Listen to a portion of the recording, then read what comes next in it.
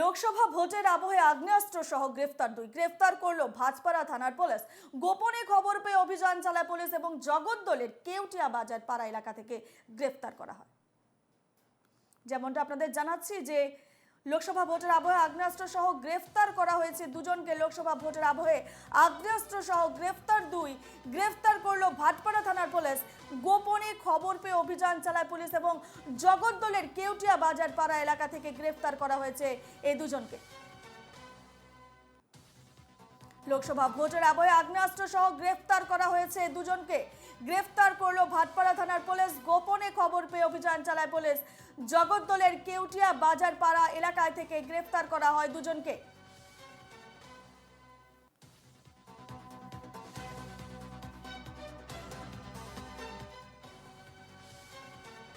লোকসভা ভোটের আবহে আগ্নেয়াস্ত্র সহ গ্রেফতার করা হয়েছে দুজনকে। গ্রেফতার করলো ভাটপাড়া থানার পুলিশ। গোপনে খবর পেয়ে অভিযান চালায় পুলিশ এবং সেই অভিযানে গ্রেফতার করা হয়েছে দুজনকে। জগদ্দলের কেউটিয়া বাজার এলাকা থেকে গ্রেফতার করা হয়েছে ওই দুজনকে।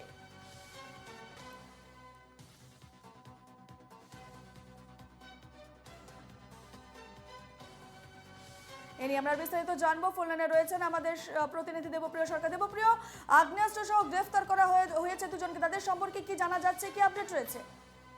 দেখো, এরা দুজনেই কিন্তু কেউটিয়া বাজারপাড়া এলাকারই বাসিন্দা এবং গতকাল রাত্রিবেলায় ভাটপাড়া থানা পুলিশ গোপন সূত্রে খবর পেয়ে ওই কেউটিয়া বাজারপাড়া এলাকায় অভিযান চালায় এবং সেখানে অভিযান চালিয়ে রাজ রাজ চৌধুরী এবং রাজেশ চৌধুরী এদের দুজনকে কিন্তু গ্রেপ্তার করে। এদের কাছ থেকে কিন্তু 7mm পিস্তল কিন্তু উদ্ধার করা হয়েছে এবং এরা এই উদ্দেশ্যে তাদের কাছে এই আগ্নেয়াস্ত্র এলো তা নিয়ে ইতিমধ্যে ভাটপাড়া থানা পুলিশ তদন্ত শুরু করেছে।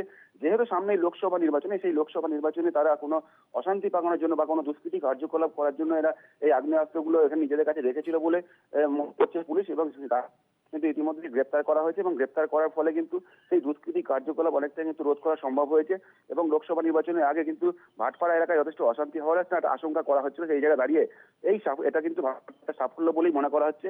ধৃত দুজনকে ব্যারাকপুর মহকুমা আদালতে পাঠানো হবে। তারা কোন দলের সঙ্গে যুক্ত, এমন কোনো তথ্য সামনে আসছে কি? না, এখনো পর্যন্ত তাদের কোনো রাজনৈতিক পরিচয় এখনো পাওয়া যায়নি। যেহেতু বিজেপির তরফ থেকে কিন্তু বারবার বলা হচ্ছে যে এলাকায় কিন্তু অনেক প্রচুর দুষ্কৃতি কিন্তু এখানে মজুদ করা হচ্ছে এবং সেটা কিন্তু শাসক দলের পক্ষ থেকে করা হচ্ছে, এমনটাই কিন্তু বিজেপির তরফ থেকে অভিযোগ করা ছিল।